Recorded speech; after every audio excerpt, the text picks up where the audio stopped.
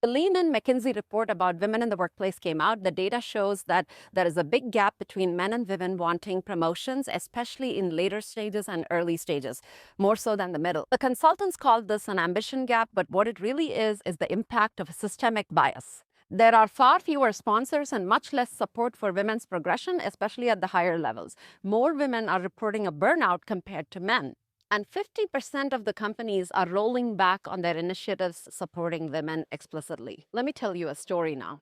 I was 9 months pregnant, a week away from going on maternity leave. I was leading a project with 20 people, getting ready to present at a program review meeting at Qualcomm, where the CTO and several senior vice presidents were present. So imagine a boardroom with 20 of the most senior executives at Qualcomm Research. That's who was in the room.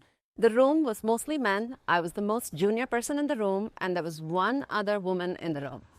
While we were waiting for others to arrive in the room, and the room was just chit-chatting, the conversation turned to pregnancy. Some of the men in the room talked about how their wives gave up their careers after they had children, sometimes after the first and sometimes after the second one. They were completely oblivious to what that meant to me, who was going on maternity leave very shortly.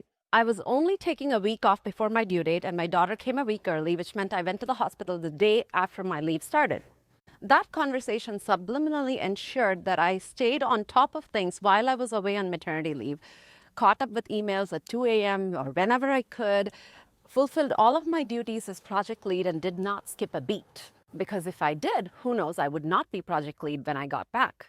But is this what we're telling our future generations that they should be doing? I think I've said enough, and I'll leave the rest to the comments section.